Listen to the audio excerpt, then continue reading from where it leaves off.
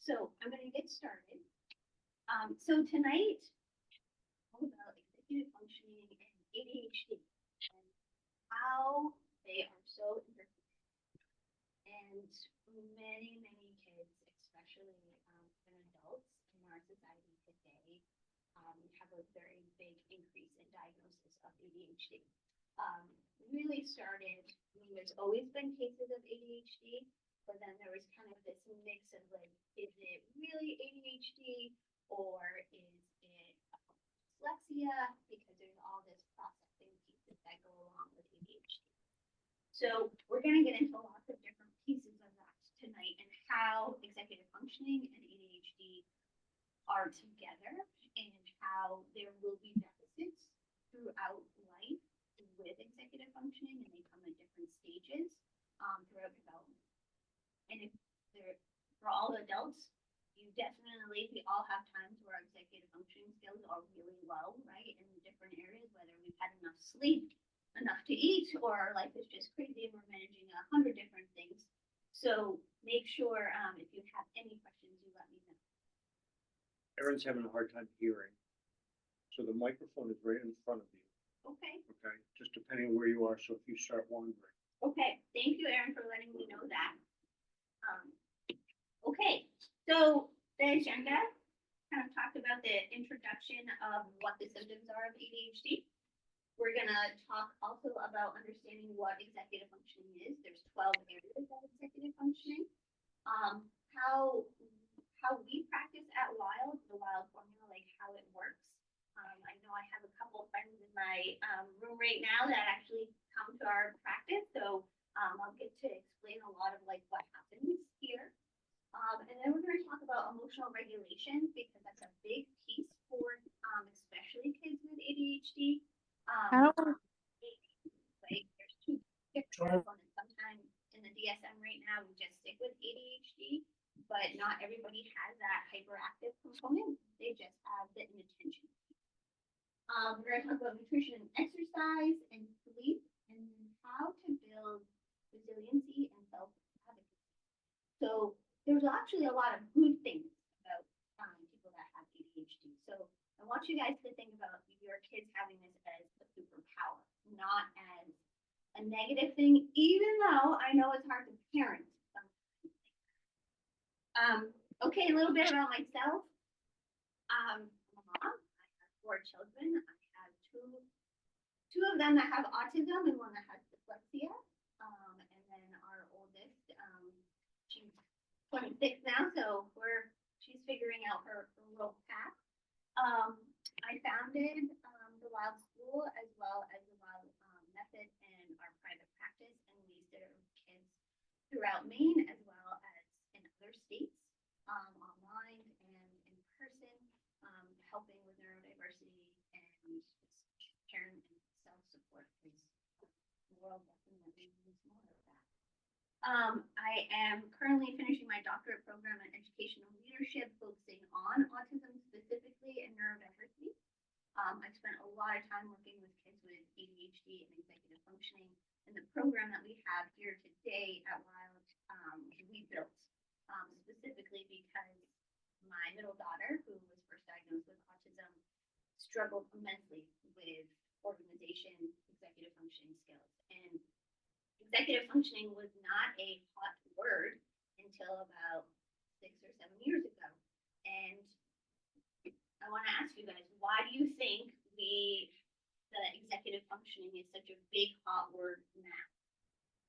Because when we were, I know I'm not that old, I'm only 41 here next week, in a couple weeks actually, and executive functioning wasn't something that was ever a word when we were younger. Why do you guys think? Anyone online can raise their hand too. Why do you think? Technology is one of them, right? We used to have to remember our telephone numbers, right? If your friend was you were gonna make a hangout or something, you had to write it on a piece of paper, right, and hand it, or right, or you had to remember directions because there wasn't a GPS or Google Maps, right? So we had to use our brains in many different ways. We had to look things up in a dictionary. We had to, learn how to use cursive, right? And different things that our brains use back, before technology came into place, as well as convenience. Everything is made to make our lives easier, right? And our executive functioning skills get weaker when we try to make our environment easier for ourselves. Okay, so an overview of ADHD. I'm sure many of you know what this is, considering you're here tonight, so you probably have a child or yourself. So it is attention deficit for hyperactivity disorder. And like I said, some kids don't have that hyperactive piece, they have the inattention piece, and then some have both. And that's where you get the ADHD. It's a neurodevelopmental disorder. It's characterized by patterns of inattention, hyperactivity, and impulsivity. That impulsivity is something we're going to talk a lot about tonight, because that's usually one of the hardest pieces of development when kids are in that younger age. And even when they get into like those higher level ages, when their frontal lobe is doing all kinds of crazy things and they're teenagers, and you're like, whoa, wait a minute, let's make some good choices, right? And then the effects that it has on educational outcomes, social interactions, and self-esteem, because that's a big piece of what makes ADHD very challenging, especially for kids that are developing. Okay. So I'm also somebody that likes to be strength-based too. So they have amazing brains with somebody that has ADHD. Many of them are entrepreneurs. They think outside the box. They're incredible at problem-solving skills. And then the importance of support for families and schools. Parents they're the ones that are leading the path, right? Like, you guys are here to support your kids. And this is new, right? If you personally don't, as a parent, have ADHD and you have a child with one, you're learning right along with them, right? And also, you as parents and educators, there's always things that are changing, and tools that you can use, devices, all kinds of things. And so really making sure that your community that your child is involved in has those educated people to help support you as parents, and also for you guys to help support and advocate for them in school environments. And then treatment options. We won't get into too much of this treatment option. I'm going to just brush over it quickly right now. There are many different types of treatment options. So if you are somebody that your child really needs medication, there are times where medication is important. What has been seen over studies and long periods of time is that those medications suppress their creativity, suppresses their appetite, suppresses their abilities to think outside the box, to have those problem-solving skills. But that medication is to help manage behavior, right? It's not to help manage the creativity piece and who they are as a person. Sometimes as they develop and they get into high school, they tap out of that medication. So really a strategic treatment plan is, if you decide to go that medication route, that you're also developing skills to support that as well. And then there are other types of treatment options with food, supplements, as well as supporting those lasting skills. Also sensory diet. I'm not sure if anyone here knows about sensory diets, but sensory diet is not a diet that you eat. It's more of like the sensory stimulation within their environment that they need and that they're seeking in order to support themselves.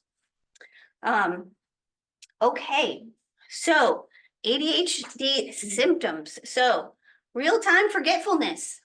It's not, you could probably tell your child 100 times, could you please remember your sneakers for PE, right? Or did you forget that your homework was in your bag? Or, right, there's so many things, right?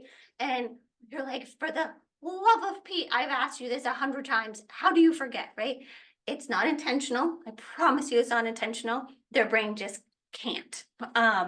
We have hyper focus or hyper lows. And so a hyper focus is they are fixated on something, right?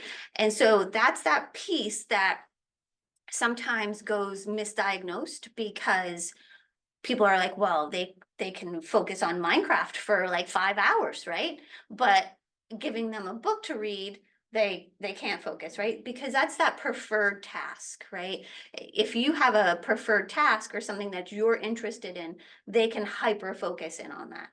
What's the sad part is that hyper low focus. It means that they really can't focus for an extended period of time on things that are challenging. And most of the time, that is a communication type of low, meaning reading, writing, or social communication.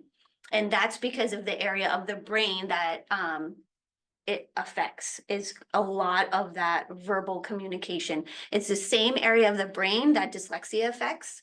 So a lot of times there's this mixed path between dyslexia and ADHD. And sometimes kids will get diagnosed with ADHD, but in fact, they have dyslexia because it's a communication barrier. World-class daydreaming. I love my kiddos. So a lot of kids that come to this school, the parents will ask me, well, can I take them off their meds? And I'm like, yeah, like yes, please. Because a lot of times they'll be sitting in there and they're like, oh, look at those stars up there, right? Like, and you're like, hey buddy, I'm kind of talking to you about something right now, right? And that's because their brain literally just misfires and checks out, right? It can be very frustrating, but at the same time, that's their way to re-regulate their brain, right? So, just keep in mind that when they are daydreaming, give them a moment. It's almost like, I like to think of it as like your brain is taking a quick siesta so it can recharge in order for you to come back and be prompt. Procrastination, we're going to talk more about that when we get into executive functioning skills.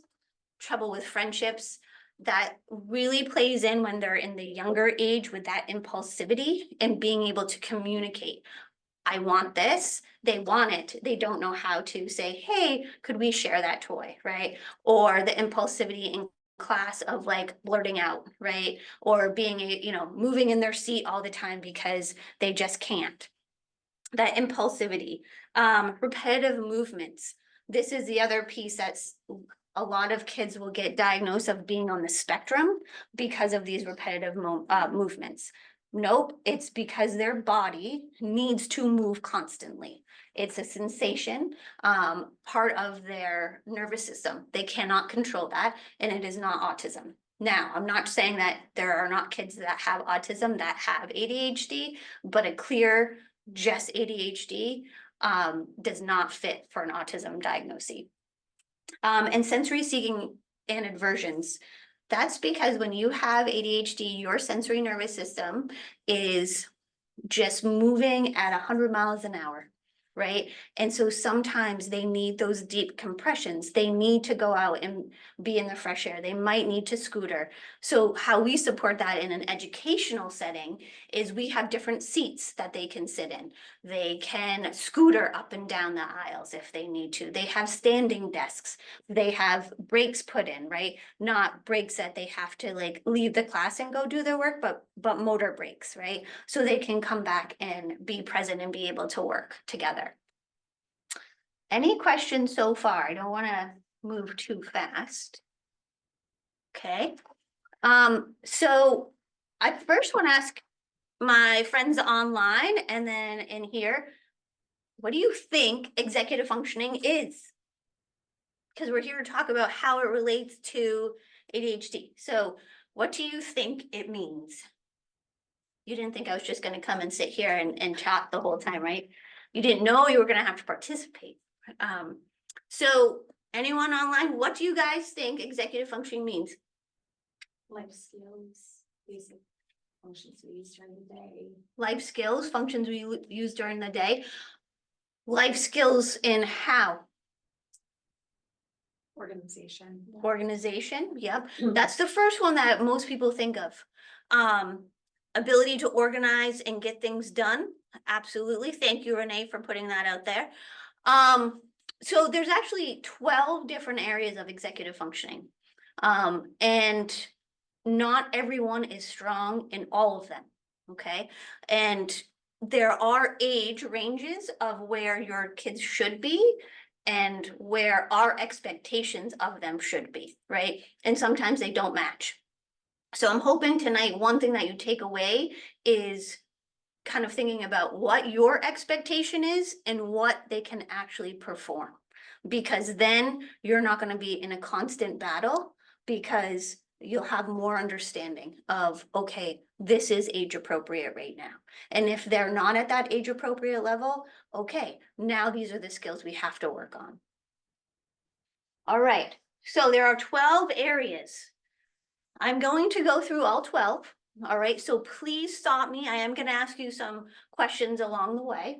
So response inhibition, working memory, emotional control, task initiation, sustained attention, planning and prioritizing, organization, time management, flexibility, metacognition, goal-directed, and stress tolerance. Now, if you have any teenagers online or in this room, there is a new type of ADHD that is being diagnosed, and it's called acquired ADHD. And that goes to that technology piece. Everything in our environment is 4 seconds, right? You scroll on your Instagram or your Facebook or your TikTok. I don't do TikTok, but I hear from my teenagers, oh, I learned that on TikTok. Great. How long was the video? Oh, 4 seconds. Yeah. Okay. So their attention span is literally 4 seconds. So if you think about you're going to go on this long talk to your kids, they're not listening to you. You got to cut it down, right? So this is this acquired ADHD. It's from computers, it's from cell phones, it's from gaming, it's from all of that social media that's constantly flooding into our face. And as parents, we're on our phones too, right? Like, it's the way of the world. We can't help it. And I can guarantee you, if you think about how much time you spend on social media, how many of you just read the headlines or you skim, right? Or you're like, oh, that's too many words. Nope, I'll look at it later, right? Or you flag your emails later because there's too many words. That'd be me. So there's lots of time now that adults as well as teenagers that didn't have any symptoms before are having ADHD symptoms now. Okay, so response inhibition. So being able to think before you act, okay? That is very, very hard. That goes into that impulsivity, right? So younger ages, that goes along with blurting or jumping to a conclusion or being very adamant that like, no, that was mine first, right? Or responding when they think something happened to them, but maybe it didn't, right? Or even when you're talking as parents to your son, right? Your son or daughter might respond in a certain way, even though that's not how you meant it to come across. And that goes back to that communication. ADHD has a blood flow in the brain that causes inflammation. And with that inflammation, it suppresses the ability for the brain to use the nerves and neural pathways it needs to create that communication. It is a delay. That's why many kids that have ADHD also struggle with reading and writing, because it's that communication, right? They can't verbalize to you. And so that response is something that you work a lot on this with parents. Just want to make sure. Okay, working memory, using information held in the memory to complete tasks. This is tricky. So this goes back to that, like, I remember my daughter Kelsey, she would get off the school bus and talk about disheveled. Her stuff would be falling out of her backpack all the time, right? And I'd be like, so, do you have homework tonight? Well, I don't know. Well, I knew her teacher gave her homework right at the end of the day and put it in her folder, right? Like we had a system. Well, what are you supposed to do? I don't know, right? And even though she had probably just had that lesson at the end of the day and been told what she needs to do, it's almost like poof, it's gone, right? And that working memory, we think of being able to like apply knowledge, right? So it works in another way. You're being taught all day something, right? You go home and you're supposed to have a really good night's sleep. And some of our kids that have ADHD, they can't calm their brain enough to get into those deep sleeps. So they don't recharge and then be able to use their working memory to apply it later. That's why sometimes there's usually a delay in learning. and math, English. Math, not so much because they're very black and white thinkers.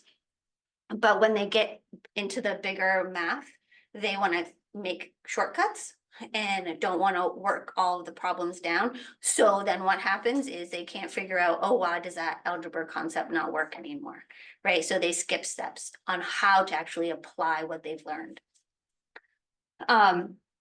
Okay, emotional control.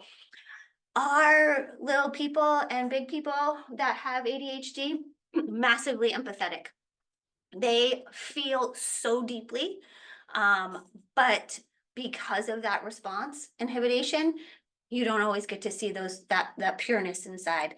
They feel so deeply for the people around them, but because of their inability, sometimes those things are missed. I can't stress that enough, that working on how to control those emotions will make it easier for them to control that emotion. So those are response inhibitions. The more you can control that and teach them those skills, the easier this emotional regulation will be easier for them.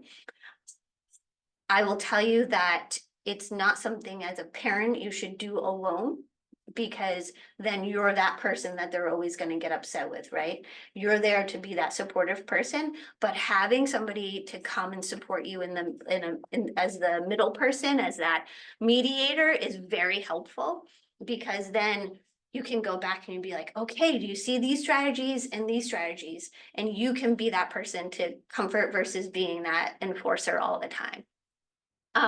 Task initiation, completing tasks. They start all kinds of tasks, right? I look at my house sometimes and I see projects in all these different places, not completed, right? But getting them to be able to complete tasks. They have the best intentions of completing the task, but then it gets to the place of like, well, what do I do next? I knew I needed to do this part, but I'm not really sure now, so I'm gonna skip and go do something else, right? So getting them to be able to do a task that's not preferred to and complete it, like chores at home, right? Breaking things down into smaller chunks really helps with that. Any questions so far? I feel like I'm talking. Anyone online have any questions about any of this so far? Okay. Anyone in the room? No? Okay. Sustained attention, that's just part of their beautiful brains. They're absorbing everything around them all the time. They see things that we don't see. And we can look at it as a negative, or we could really look at it as a positive, right? And I tend to look at it as a positive.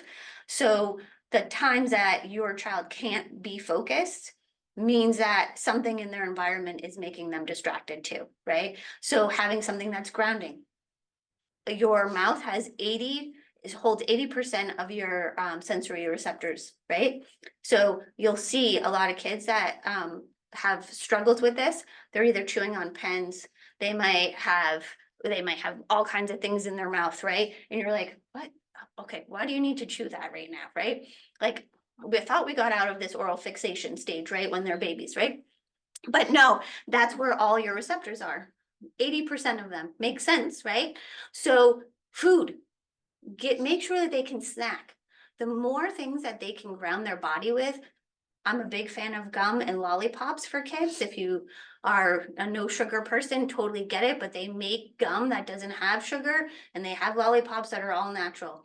And having something to suck on or to chew, it helps their brain focus on their mouth, and then they're able to focus on what they need to.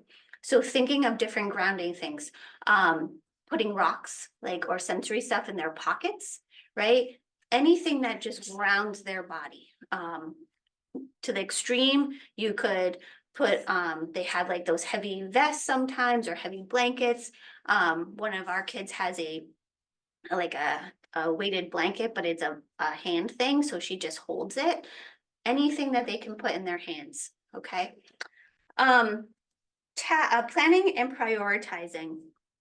This goes to more of those older kids, not so much the younger from if you think I'm saying younger from 3 to 8, right? You're not really doing a lot of planning and prioritizing. That's usually the parent. Where it does come into play is when they're in school And they have to start to plan a story.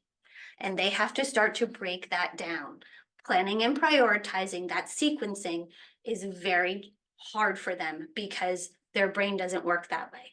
So putting things into place like visual cues. I'm huge with drawing first, let them draw, they're very creative. If they have difficulties with fine motor, then you can use, there's a ton of online apps that create storyboards for them. But giving them a visual of, okay, you're gonna do this first, then this, and then that. And sometimes it's a very daunting process. It could take a long time for them to finish something. But when they do complete it, they're so proud of themselves, right? I love watching my kids that struggle with ADHD complete a writing assignment, right? My class in the back, I have high school kids. Sometimes it takes them 2 months to complete something, but when they're done, they've worked hard at it, and you can see how empowering that can be for them. Planning and prioritizing also is a skill that when you get into learning how to be an adult and needing to be on time for things, planning your appointments, those are those life skills that we try to teach our teenagers as they're getting older, and those are important. Organization. So that's the one thing that I think all of us thought, like, when I said executive functioning, organization was the first thing that came to your mind, right? Organization is individualized. What might work for you will not probably work for your kid, okay? So the more you try to use your method with them, it's going to probably backfire on you. So try to figure out how they see the world. What is their learning style? How do they process in the world, right? So I kind of look at my family. I'll give you examples. Like, so for me, I need to handwrite things. So I know that I have a family calendar that I have to live by. That's a Google Calendar. And I bet everybody in this room probably uses some type of Google Calendar, right? Or online calendar. And then I have my own that I have to use because that's my way of staying organized. I also can't have papers everywhere. So I have a clipboard. All my important papers sit on a clipboard. That's my organizational style. My middle daughter, who I built my executive functioning program around, she needs to color code everything. That color for me, my dyslexic brain, I'm like, oh, too many colors. No, thank you, right? But that works for her. And so you need to find your own. Our teenagers, if you have teenagers online, I don't see too many faces, but they are all online kids, right? Everything needs to be on their phone. So there's a ton of apps out there that help with organization and can sync into their Google Classrooms, can sync to any type of other program that they have within their school system. It's very helpful and helps them set reminders. Time management. Time management is a tricky one because we manage our kids' time up until a certain age, right? We say what time they need to go to school, when their practices are. So all of a sudden we expect them to know how to manage time. If we don't teach them as parents on how to manage their time, and then all of a sudden they're expected to do that, it's a skill they haven't learned, right? And in past years, like in past history, we set up our own, like, hey, Johnny, you want to go play at the tree at a certain time, right? Like our parents weren't setting up those play dates, right? You were outside, the whole neighborhood was around, right? If you needed to get to work, you either rode your bike or, right, there was another form. In today's society, as parents, we plan everything. So by the time they get to teenagers, they need to start to plan their homework, right? They need to start to plan when their practices are because you're not transporting them all the time. They want to go and do X, Y, and Z. They need to plan accordingly. So this time management piece, right, is such an abstract thought process for many of them. And now throw in your disorganizing, right, ways of thinking and, oh my word, I'm going to be late for this. Or some kids get so anxious about time that they don't want to even think about it. So this whole piece around time management is a tricky one with executive functioning. I'm somebody that needs to be 5 minutes early to everything, while my husband can be fashionably late and I'm anxious, right? So everybody has a different concept of time. I see some looks in the thing. Sorry for any husbands in here. Flexibility is hard. I want to give you some encouragement of saying that it gets easier as they get older. What's hard with flexibility is that they have this rigid thinking, and it really relates to anxiety. That inflexibility, kids with ADHD have a high rate of anxiety. And because of that, when we stress to them, you have to do this, and it's not something that feels natural to them, it becomes really hard. Or they resist on, I'm not doing that writing project, or I'm not doing this, because it doesn't come natural to them and makes them feel insecure about themselves. And that anxiety is really where that inflexibility comes. So how to work around that is really setting some boundaries and coming to a compromise sometimes, to a point where sometimes you do need to push, but then sometimes you need to just let go. And kind of figure out that path together. This is an area that I do a lot of parent support on, because it's not easy, especially if you have more than one kid in your household, because you know, your other kids see everything that goes around, right? We have 4 kids, you know, we feel like we parent the same, but obviously each kid is different, so you can't parent each kid the same. They all need different things. But flexibility is something that is very, very tricky with our kiddos that have ADHD many times. Metacognition, that's a skill that most kids do not develop until they're somewhere in their 20s, because their brains aren't fully developed. So it's kind of like standing back and looking at things from a bird's eye view. Where this plays in is like when they're with their friends, right? And something happens, can they sit back and be like, oh, this was my part in the situation? Or, no, I didn't do this, and I can reflect on how I wasn't part of this. Or sitting back on an assignment and say, I could have done this differently, and maybe I should have asked for some help with this. Or just saying like, I was really proud of myself for this, right? Being able to reflect. And this is something that a lot of kids can't do until they're in their late teens, early 20s. So don't stress. I always say when parents come in, they do the executive functioning assessment for kids, and the metacognition is in growth opportunity. I'm like, well, that's because they're not there yet. All right. Goal directed. If your kids don't have goals for themselves, and that can be something so teeny tiny, right? Like, I want to tie my shoes, or I want to learn how to ride a bike. It does not have to be an academic goal. When I don't see kids have goals for themselves, it makes me sad, because then it means they're not thinking about their future. They're not thinking about things that they want to try, right? Or become better at. And as humans, we're always growing and we're always changing, and we should always be reflecting. So when I have a kid that comes in and doesn't have any goals for themselves, I do a lot of digging and say, okay, well, what's something you want to try? Is there a place you want to go? How would you get there, right?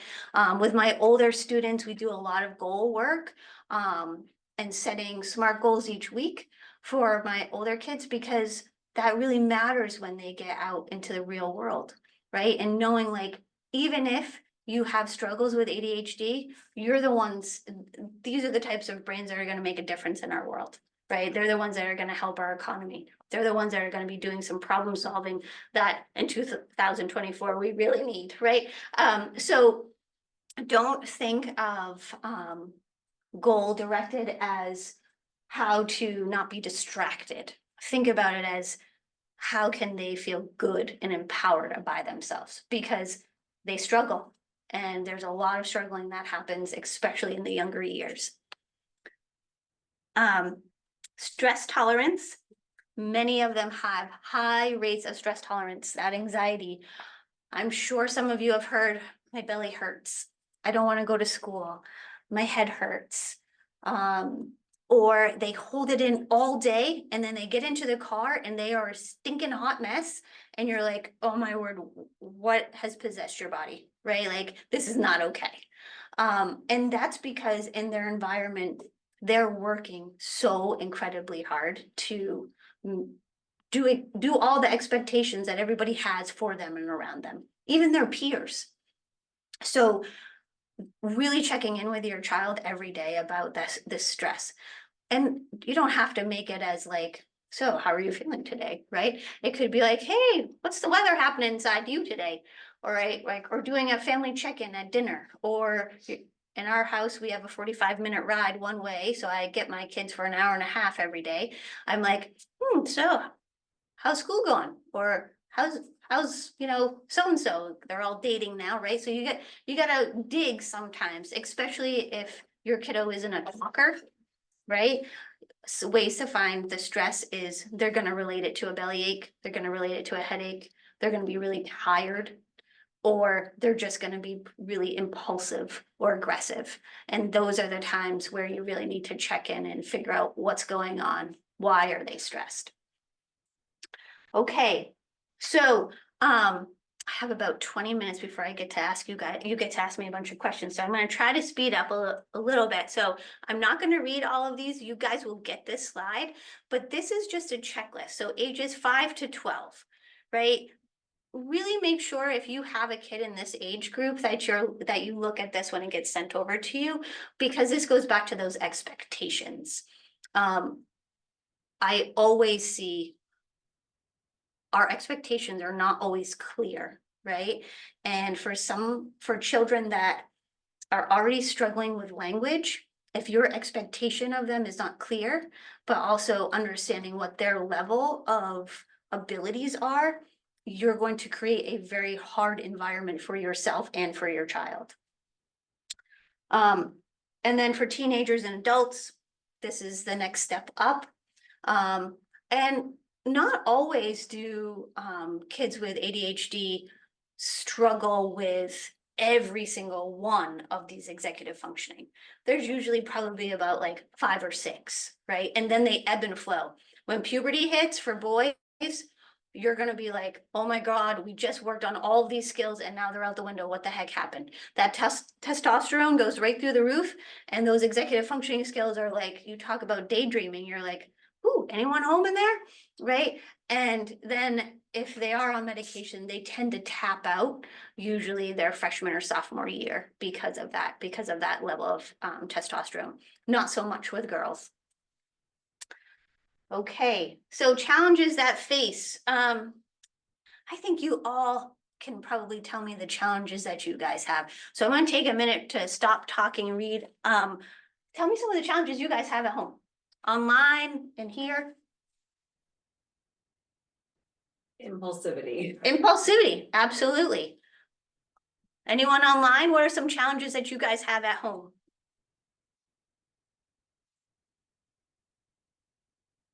Emotional regulation, that's a really big one.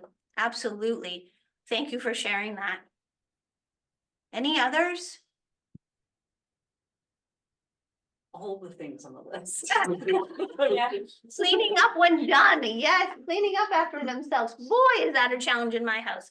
As a teacher, resistance to starting a task, that is so challenging for me too. You were gonna say all the above too, Kristen, thank you. As a teacher, if I have some teachers in this room, the task initiation is really hard, especially when you have a classroom full of students. And then you give the lesson and they're kind of start to go off and supposed to be active in starting that lesson. Then you have to come in and doing the supporting stuff.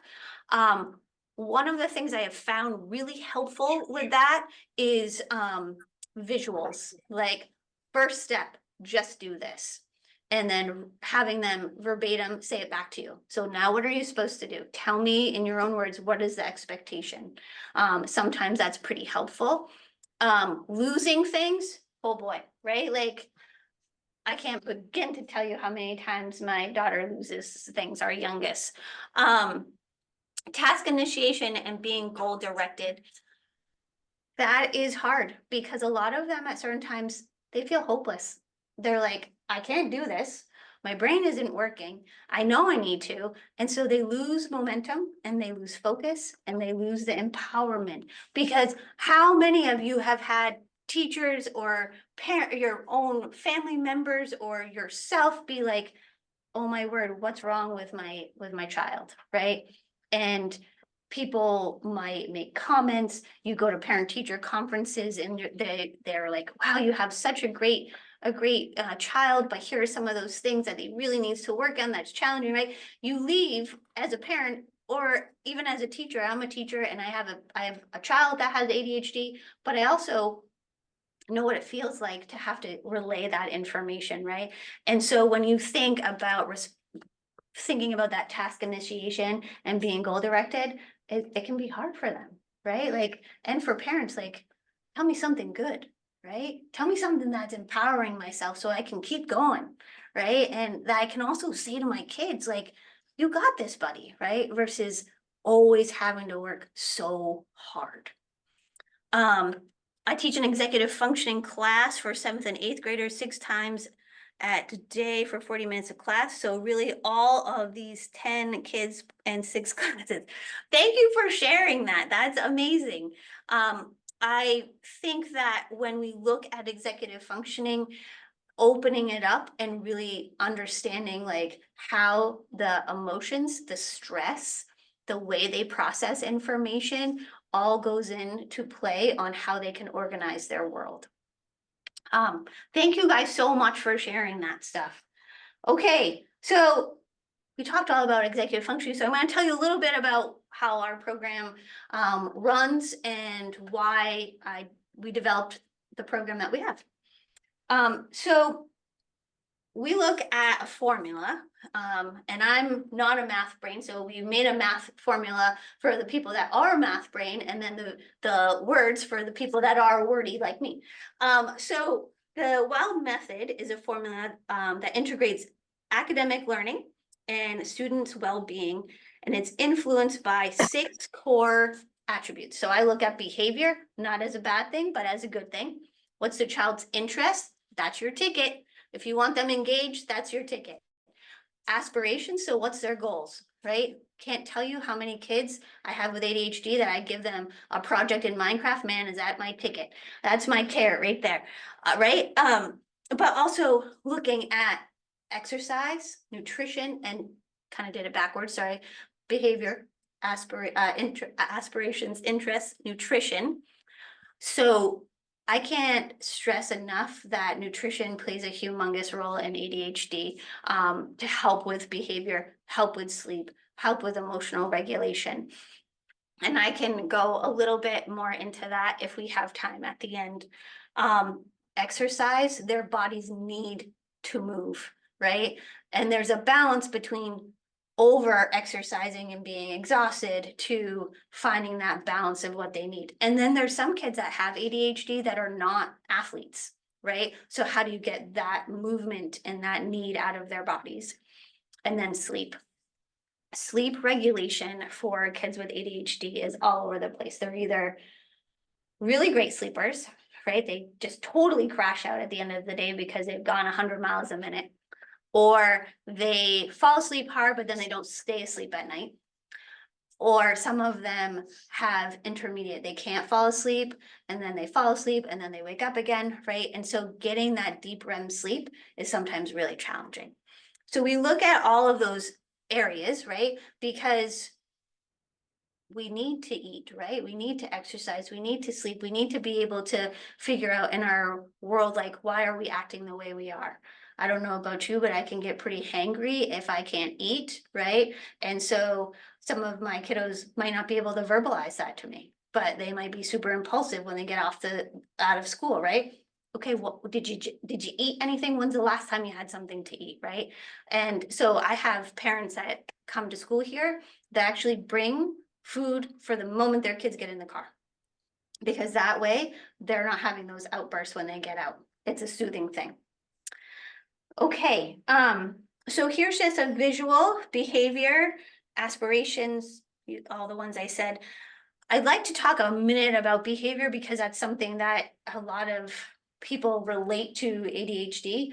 behavior is not a bad thing. Behavior is just communication, right? So when I assess somebody that comes in to look at this type of stuff, the executive functioning, and using this method, I look as like, how are your transitions? How many transitions do you have within your day, right? And are they tricky? How's your friendships, right? How do you communicate with your peers? How's your level of stress at school or at work or whoever I'm looking at, right? And then how do you eat? Are you a grazer? Are you a big eater? Do you not eat well, right? Because then that's gonna affect your focus, right? For kids that can't focus, a lot of times it's their belly's hungry. Maybe they've had too much sugar, maybe they haven't had enough protein. Have they been drinking water or other fluids? So we really look at that nutritional piece. And I'm a huge supplement. I went to school to learn about those things specifically for ADHD and autism. And there's a lot of supplements that can help with just regulating that nervous system. Okay, so how does this support my special people? Personalized learning approach, it is very important to look at what is their interest, okay? Now, I'm a big believer is you don't get what you want, you get what you need, right? And in school, it's very hard to make individualized plans, right? We try our best, but you know, in a classroom, you have maybe 17 to 22 kids, right? In this school, we don't. We have smaller groups, and that way we can do that individualized learning because it doesn't always work for everybody, right? It's not a one size fits all. So making sure like, okay, Johnny needs to work 5 minutes and then he needs a 30-second jumping jack break. Now he's going to go back, right? What is that individualized plan? A holistic development focus, looking at how's his body working, right? If you didn't sleep the night before and now you need to come in and your head's on the desk, you're not going to focus, right? This daylight savings, whew, I have this one little guy this week. Every time I look over, he's like half asleep on his desk. And I'm like, oh, buddy, let me put a little blanket on you, take a siesta, and then you can come back to math class because then you'll be ready, right? But we don't have that ability always, right? Especially for my amazing teachers that are online or my public school people, like you don't have that ability, right? But there are ways to make those individual schedules and how do I want to say it, like accommodations in a classroom. So incorporate Bain's attributes. So really looking at those 6 attributes, structure yet flexible learning. You need to have some flexibility, right? They might be incredibly interested in robotics, right? But have no interest in reading a chapter book that's for class, right? Okay, so you want to learn about robotics? Now you're going to have to read the manual on how to do that, right? So there's ways that you can integrate some of those skills that they need. Emphasis on executive functioning skills. If you have a child that has ADHD, they do have deficits in executive functioning. It is just the way their brain is developed. And yes, they will have struggles at different periods of time, but once they learn these strategies on how to support themselves, these are lifelong skills, okay? Support and coaching, community and peer support. I just have a humongous heart for my parents, my school teachers, my social workers, because it takes a village. And some days as parents, you're completely burnt out and you just want to like be like, oh my God, how do I make this better, right? Because you love your babies, right? You never want your kids to hurt and you always want the best for them. And sometimes everything you might have tried is just not working and you're like, okay, right? And same with your teachers, right? When you become a teacher, most teachers, I mean, there's rare few ones, but you love children and you want to help them, right? And so my lady out there that has that whole class with her executive functioning, like can't stress enough of like how much beautiful work you're doing, because we need a lot of people to support the village. And then engagement with parents and caregivers. As parents, you need to advocate for your kids. You're the ones that are gonna teach them how to advocate for themselves, as well as teachers will help your kids learn how to advocate for themselves too. But advocate, they need you. And even though it might be tired and daunting, the only way they're gonna get the support that they need is from you guys advocating of like, this is what's working at home. Can you try this in the classroom, right? Or can you try this when you're out at a play group or whatever the situation or environment is? Okay. Emotional regulation, coping strategies. So connecting between the executive function and the ADHD, there are coping strategies. And some of that is looking at giving them language to describe how their body's feeling. They don't typically always have the language to tell you why I'm upset. Or they get incredibly upset and then they feel really bad after, right? It's one or the other. And so working with somebody that can help give you the language and the tools, there's a lot of systems out there that can help with emotional regulation. And it's not a pill, okay? So don't think that just because your child is on ADHD med that emotional regulation is going to be like amazing, right? There are strategies that you need to have in place for them to help work on that. And it does take time. Most of the people that I see for support are about emotional regulation and response inhibition and stress tolerance. Those are my three that I see most. Techniques for fostering intelligence and resilience in students is one of the things you guys can do at home too is story mapping. And what that means is like, okay, do you remember when we had this situation? Okay, how do you think we could have handled that differently, right? And what as a parent, did I contribute to your emotional regulation, right? Because you're trying to express something to me and I'm not understanding it, right? Or your friend isn't understanding what you're experiencing side, because there's something that hits that red button that creates that emotional dysregulation, and trying to figure out what are those trigger points? Why is that happening? And it's very hard in the moment, right? When your child is a meltdown in public and you're now having all these people look at you, right? It's embarrassing. You wonder what people are saying, right? And all you can do is be like either frustrated, raise your voice, or be able to console them. But still, it doesn't feel good for you as a parent. It doesn't feel good for them either, right? So what is that trigger point? Does anyone have any questions before I move on? Because I kind of gave you a little bit of information, stuff on that one. We do have a few minutes for questions in a minute. Okay. Nutrition and exercise. So the impact of diet on ADHD symptoms. So an anti-inflammatory diet is incredibly helpful.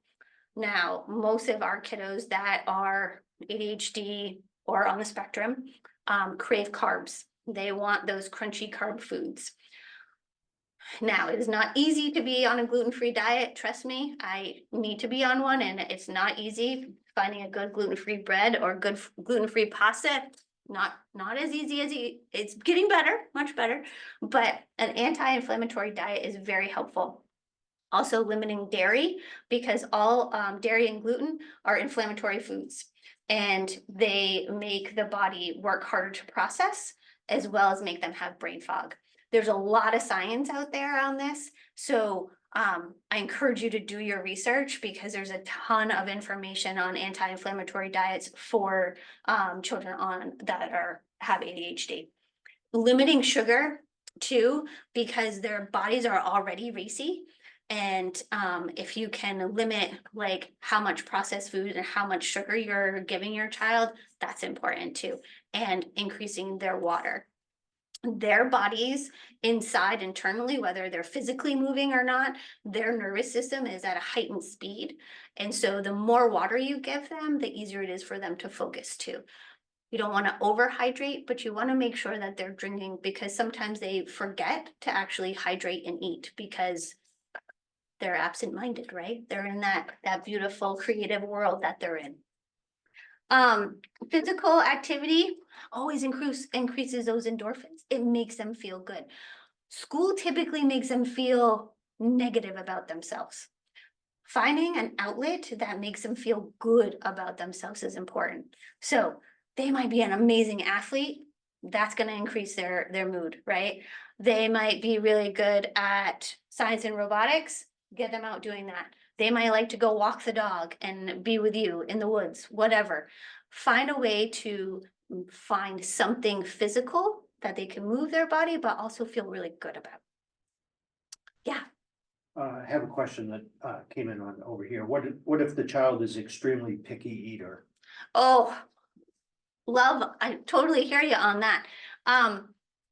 Picky eater. So I had a client one time that literally ate only 4 foods and really trying different textures as well as looking at what are those preferred foods that they like. Are they a crunchy or are they a soft?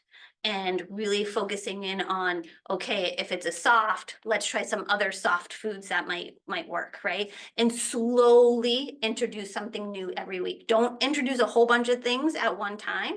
Introduce them slowly and say for the first time they might not like it, right?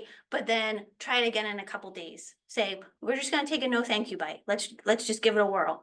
But really looking at what foods they generate to texture wise, that's why they're picky, because of how it feels in their mouth.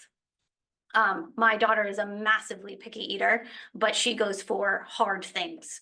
So if I gave her something soft, it most of the time is an immediate no thanks.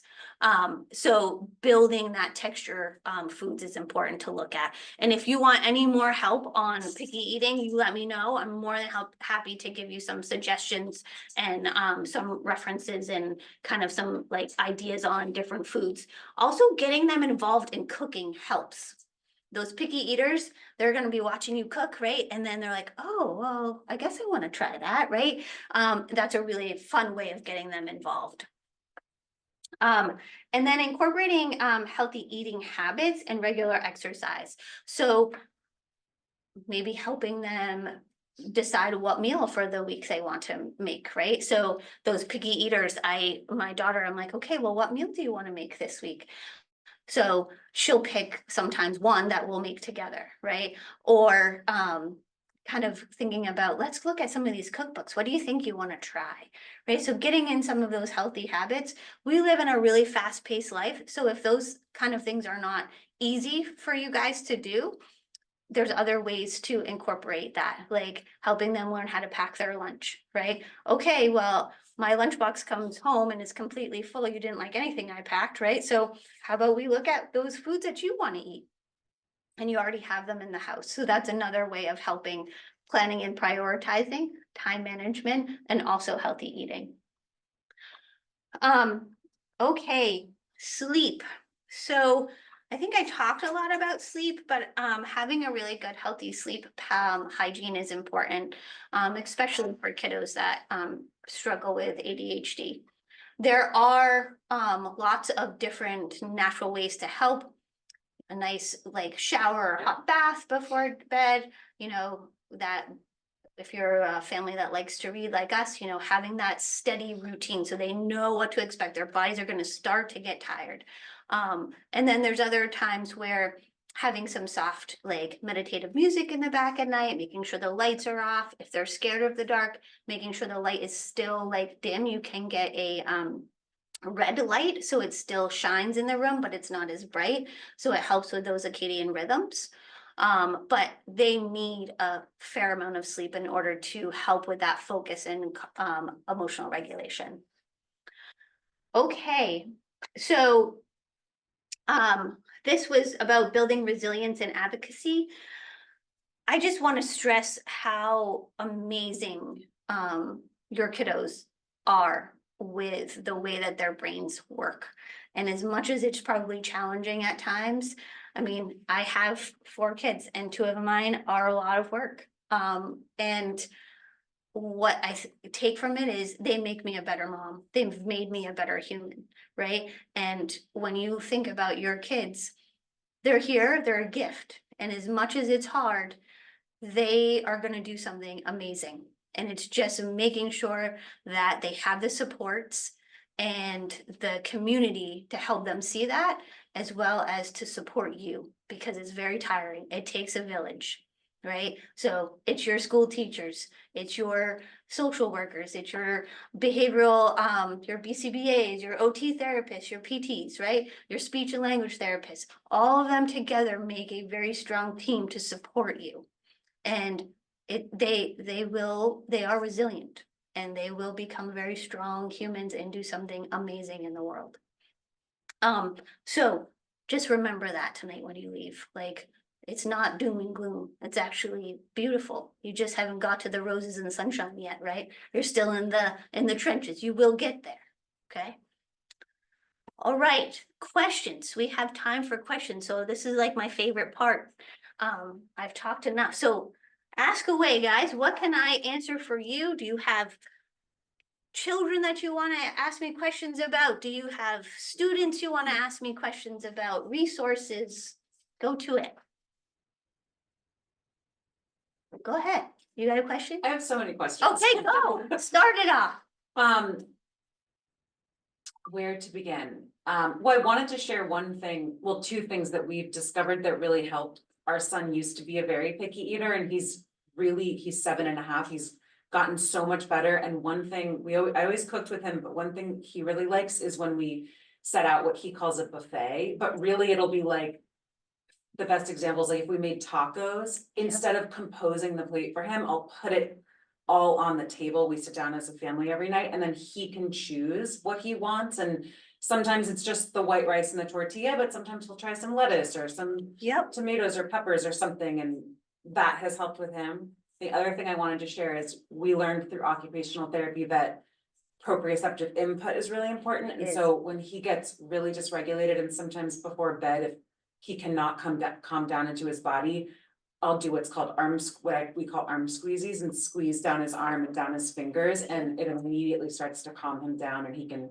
then listen to the book and focus for sleep. It's very true. And that deep pressure, so there's lots of different sensory inputs and outputs. But that deep pressure is something that a lot of kids need, that heavy weighted blanket, or they'll run up and be like, I just need a hug, right? Or they'll run into your belly and you're like, okay, what do you, right? Like that deep compression is really helpful. That's a great tip. What's your question, love? So my question is, do you feel like it is possible to acquire the support in a public school setting to truly support children with ADHD brains? Oh, that's kind of a loaded question. So I think public schools do their very best, depending on what district you're in. They are set to certain guidelines and expectations, and I think it's the teachers within the school that make the difference. And teachers try their very best, but I think there's more teachers that are educated on ADHD, and then there's some that's not. I have seen a lot of successful cases of students in public schools with ADHD, and then I've seen a lot of cases that are not. I really think that COVID played a big role in how our poor public schools are functioning now, with just the increase of amount of services that are required, and then just the availability of teachers. So I don't think it's, can't give you a straight answer on that. I think there are some schools that work really, really hard to think out of the box. I think Yarmouth is one of them. They try really hard to think out of the box and support their kids. And then there's other school systems that do the same thing. It's the lack of knowledge, lack of resources, and lack of funding. And sadly, it comes down to money. Yeah. Your services for your kids, it comes down to money and what's available. I'll let someone else go. Any questions online? You guys are so quiet. My online crew usually like chats me up. You can take your mic off. You can talk. Go for it. You can turn your camera on, talk. I'm all about that. Reagan, do you want to say something, love?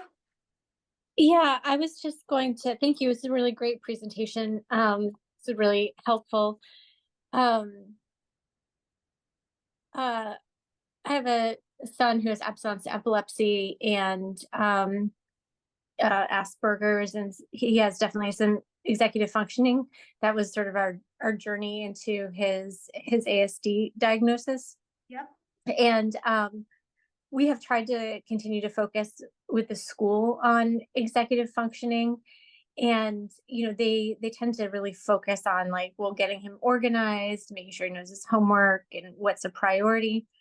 Things that are less supported are things like his metacognition and his ability to, like, want to get involved in extracurricular activities, like that goal directed interactions.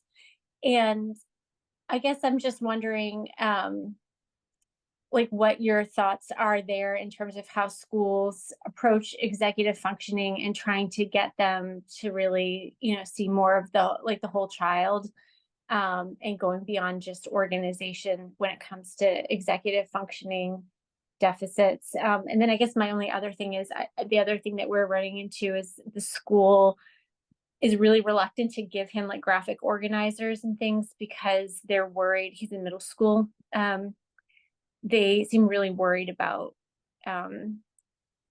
just, like, stigma. Yep. And and this seems to be especially in the middle school. We didn't run into this as much in the elementary school. Those, wow. So one, I'm sad to hear that because we use graphic organizers all the time in our middle school and high school. And those graphic organizers are, like, key to Yeah. their neurodevelopment and just being able to, because they're so visual, right? And to answer your question about executive functioning in school systems, for a long time, it's all been about organization, how to keep them organized, because that's what allows them to get their homework passed in, to keep their grades up, right? And so organization has been a very big focus. So when we think about that metacognition and emotional control and those types of things, that's usually what a guidance counselor or social worker is going to take over, right? And so I've yet to see, and maybe I'm anxious to maybe chat with Lindsay a little more. There's not a lot of programs that I've seen that focus on the 12 areas of executive functioning in the school system. And we're just starting to get a lot of people that want to be trained in executive functioning to support within a school system, but it does come back down to funding, right? How can they bill for that? How can they make money off that, right? And it needs to be somebody that maybe has an IEP that they can put those services in. But in general, it is about organization and helping put strategies in to help within the classroom for them to be successful. Lindsay said, if you give the graphic organizer to everyone, then you eliminate the stigma. Absolutely. Yeah. But at the same time, if your child doesn't feel any stigma from it, right, and that's their tool, then they should be allowed to use it, right? And you're kind of worrying about something that hasn't come to for tuition, right? So, and that goes back to, a child needs to have what works for them. It isn't a one size fits all. Everybody has individualized organizational strategies as well as breaking things down. I can guarantee, I mean, I have a high schooler that is a junior this year, and if I took away his graphic organizer, he would have no idea how to break his writing and his essays down. So there's so many ways to, like, use those skills. I hope in the future that we can embrace a program that in the school system that allows to just have one class that everybody goes to every year, just like an elective, that helps them with executive functioning, because every age needs it, right? Whether you have neurodiversity or any type of, your brain works differently, right? We all could benefit from those strategies. So to answer I hope that answers your question, love. Yeah, no, I think that's really helpful. And, I appreciated what you said about the writing, because I think that's something that we're struggling with, and we're struggling with the math. We've started struggling with the math since we've gotten into middle school. So I think, certainly it's been helpful. I just wondered if you're familiar with the sort of executive functioning track at Proctor Academy in New Hampshire. I am And not. yeah, they are a day school and a boarding school, and they have sort of this executive functioning track. And we're just trying to find, we're excited to have heard about WHILDE, but also just trying to find other schools in Maine that have a similar track. So we do executive functioning every day in our school. And then every Monday morning, every class makes a daily goal and a weekly goal for themselves. And then we try to help them work on that. But also we look at, when the student comes in, we do a blueprint with them. And then we get to figure out what their executive functioning strengths and weaknesses are. And then we make an individualized plan for them that every teacher knows about. And we're working on those executive functioning skills all the time with them. So it's like full immersion versus just like a once a week kind of thing. Mhm. Yeah, that's great. Thank you for telling me about that. I'm gonna look that up. Aaron, I see yours. Okay, you have a 5-year-old son, is not interested in setting goals for himself. I could get that at 5, and wants to regress to a younger age. Any tips on helping him move forward? Oh, well, that is a tricky one. At 5 years old, love, I think that's kind of hard to set goals, but you could set it as like a reward system in some ways. I'm not a huge person on like, it's like finding that carrot, right? You want to think about what's something that he really wants to learn. Like not wanting to dress himself or potty training. That's tricky. I would look at, is there a sensory component to that? Because a lot of times when it comes down to dressing or potty training, it has something to do with control and sensory regulation. Not so much not wanting to perform the task. There's something that's holding him back for that. Because potty training is something that the muscles are contracting. So one, he's either not feeling it or he doesn't like the feeling of what's going on. And then dressing, one tip I give out to parents is having them set out you have little buckets, they're Monday through Friday. You can even do up to Sunday. And on that Sunday night, you put every outfit in that bucket. And then it doesn't matter how long it takes. If it puts on backwards or what have you, make sure you give yourself enough time in order to allow that transition to happen. But if you want some more tips on that, let me know, because I think there's more around that than just not wanting to do those tasks for you. He's probably, or she, he is probably not doing those for a very specific developmental reason. Thank you for sharing that though, Erin. Anyone else? Yeah, love. So we have a 9-year-old, he's in 4th grade right now. Yep. And I'd say this is kind of the first year where it's been, I guess, crossed at least my mind, and I know it was too more than once where I said, well, is this really the best place for him right now? Like, he's really starting to show signs of struggles this year. Yeah. But we're still at a point where we like the school he's at, he has his friends, he fits well. So we've talked about going about maybe getting an IEP. Yep. But I think I'm struggling with how to begin that process. That's a really daunting process. Yes. So the IEP process, what I'd say to you, if you go through this process, once you get it, don't let it slip, because it's a daunting process. So it takes 45 days to get all the testing done. So the school that you go to will do their own academic testing on him. And they'll do a neuropsych eval to figure out how his brain processes. And if he ends up having a diagnosis, or if he currently has one, is it affecting his growth and his learning? So if it's affecting, right, and they can track where it is affecting and he's not at par where he should be based on his age, then the IEP team will come to you and say, these are the things we recommend putting into strategy.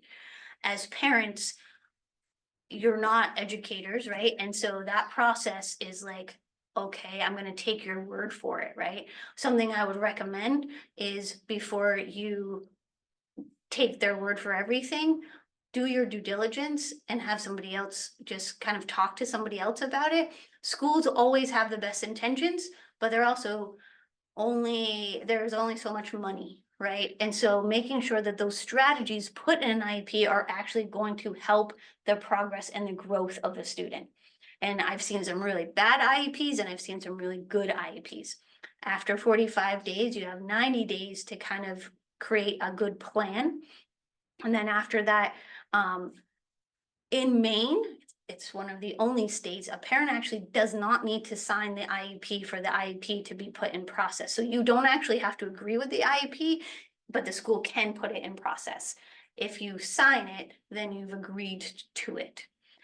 So just make sure that when you go through that process, that you have some knowledge of what really might work for your son and can they provide that environment for them.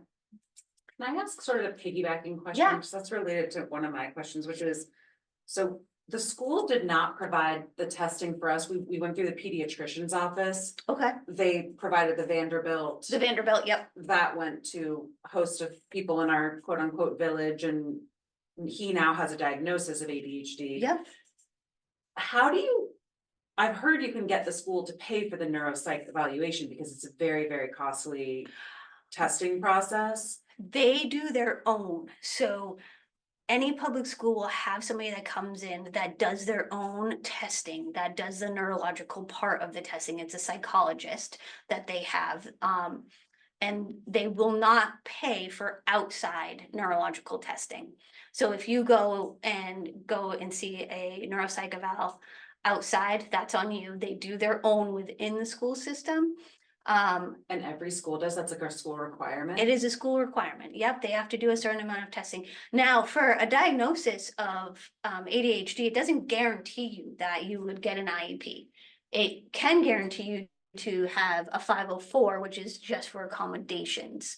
And that's like accommodations of like having extra time for testing or more breaks, right? What the IEP does is allow them to have special education. So that's more of like those pullouts, different OT services, things like that. So they're looking at why is your child not thriving, right? And that's the difference. IEP doesn't mean you go through the process that you're 100% a shoo-in to get services. But a 504 with an ADHD diagnosis, you can have services, but they won't be services through the special ed department. Thank you, that was really helpful. Mm-hmm. Yeah, Kristen? I am also curious where and above. Could you recommend sources for parents that have their own struggles with executive functioning? Yes, I can. You can come see me anytime, but also there's great information. Peg Dawson is an amazing person. She kind of, I don't want to say she started the wave of executive functioning. She piggybacked off of another woman. I actually met the first woman that produced the very first type of executive functioning like workbook. But Peg Dawson has a lot of great stuff. So I highly recommend you look on that. Is it Brighton Cork? There's another group out there that does a lot with executive functioning. But we do parent support for adults as well as adult coaching for executive functioning. And we do the same process that your kids go through, you go through. And let me tell you, it is eye-opening because then you sit back and you're like, oh, that's where he got it from, right? And you're like, oh yeah, that's me, right? You don't want to like totally come out and admit it. And you're like, oh, maybe I should need to work on that too, because now you can see how it affects your kids too, right? And then also Lisa says, I'm also curious where and how we can get a neuropsych done. Oh, sweet love, there is a massive, wait list in the state of Maine. Right now, you're looking at anywhere between 18 months to 2 years to get a neuropsych eval. My favorite woman of all times is Courtney Hale. She does amazing neuropsych evals, but she is incredibly backed up. Right now, most people that I have worked with, and I work very closely with a lot of people from developmental behavioral pediatrics, they also have an incredibly long wait list. So some people are actually trying to go out of state in order to get a neuropsych eval. This is strictly because of COVID, but also what we saw from COVID is so many delays. And then the neuropsychs that were on for the time that COVID hit got pushed back, right? So we have this big backlog right now of people to do neuropsych evals. Some pediatricians have some inside people that they can refer to, but even with that, you're looking at anywhere between 9 to 18 months wait list currently, which is really, really sad in Maine. Sorry not to get, I can't give you any hope on this one, Lisa, I'm sorry. Any other questions out there? If you were considering a private school for your child with ADHD, what are like 3 questions you would ask in the admissions process to understand if they're gonna be able to support your child better than? That is a great question. One, what is their policy on movement? And how long is instruction time? And then my third is, what type of sensory diets can they provide in the classroom? What do you mean by how long is instruction time? So if you are giving an instruction for like 30 to 45 minutes and you have a student that has ADHD, there's no way that they're able to sit and focus for that long period of time. Got So when even in my high school, our lesson time, our instructional time, right, where you're sitting up talking and explaining, no more than 30 minutes. And for my middle school and elementary school, we're 10 to 20 minute instructional time. And then they're up moving, because I'm not sure if you've ever heard that, is if your butt isn't moving, then you're not focusing, right? Your body needs to move. The more you sit, I'm horrible in lectures, and I have had to sit through many. I am coloring, I am doodling, right? If I get my papers back from my students that have doodles all over it, I'm like, oh, that was a boring lecture, huh? That was a boring assignment. I'm sorry, dude, right? Like, that's my key, right? Because I've lost your attention. Sometimes doodling though is a way for them to focus, so that's okay too. But that's a really good question, because I think environment plays a key. I think the fourth one would be how much stimulation is in the environment, right? Because that creates that distractibility. Is there any other questions online that I can help with before we end tonight? Did you guys have any other questions? No? I'm gonna pick on the only man in the room, in the audience, I should say, not in the room. My husband's in the room. Do you have any questions as dad? No, okay. Well, That's so helpful. I'm glad, and I hope you guys leave tonight feeling hopeful. That's what I hope these seminars do for parents, because it's not a doomsday. Okay, it is beautiful. It might be challenging at times, but in the end, it's a journey, right? We didn't become parents because it was gonna be easy. And that's the reason there's no rule book, right? There's no rule book on what's the right thing and the wrong thing to do. We just go by what comes natural to us. So if you guys need any, if you have any questions or want to talk further about any of this stuff, just give me a shout. I know that you'll get a Oh, I'm sorry, Lisa, you did have one more. I just got back from my ADHD autistic son's parent teacher conference and he is crushing it. See, that's right. Thank you for ending on that, Lisa. That's some great hope. Good job for your son. So please reach out if you need anything, if you have any questions, if you just want to sit and I can give you some resources. I'm happy to talk through email, talk on the phone, Zoom. So please don't feel like after you leave tonight, that was it. You're welcome to reach out. So thanks for coming, guys, and I hope this was really helpful for you guys. Have a great night. Thank you. You're welcome.